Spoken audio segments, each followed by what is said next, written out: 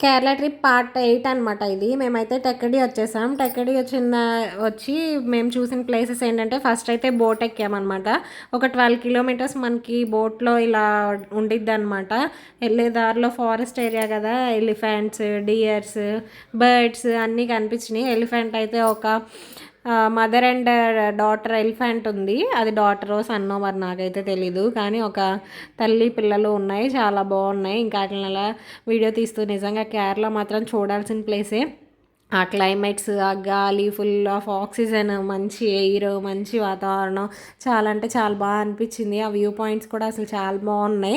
ఇంకా బోట్ అయితే ఇలా ఉంటుంది అనమాట. ఇంకా ఈ బోట్ కూడా ఎంత ఛార్జ్ చేశారో నాకు తెలీదు. చెప్పా కదా మేక్ మై ట్రిప్లో ప్యాకేజ్ తీసుకున్నామని చెప్పి. లాస్ట్లో అయితే చెప్తాను పర్ హెడ్ ఎంత అయిందో.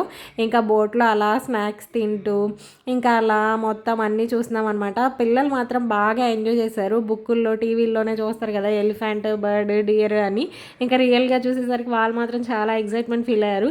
లొకేషన్ చూడండి అసలు ఎంత బాగుందంటే అసలు అక్కడి నుంచి లెగబుద్ధి కావాలా, చాలా పీస్ఫుల్గా అనిపించింది. ఇంకా చాలాసేపు అక్కడే ఉండి ఫొటోస్ వీడియోస్ అన్నీ దిగామన్నమాట. ఇంక ఫొటోస్ వీడియోస్ అన్నీ తీసేసుకొని ఇంకా కథక్కలి డ్యాన్స్ షో అయితే ఉందన్నమాట. షో చూడడానికి అయితే వెళ్తాం. నిజంగా కేరళ వెళ్తే మాత్రం వ్యూ పాయింట్ ఒకటి, వాళ్ళ సంస్కృతి సాంప్రదాయాలు, వాళ్ళ మెయింటెనెన్స్, వాళ్ళ డిసిప్లైన్ అసలు చాలా బాగున్నాయి అనమాట. చాలా అంటే చాలా బాగా నచ్చింది నాకైతే.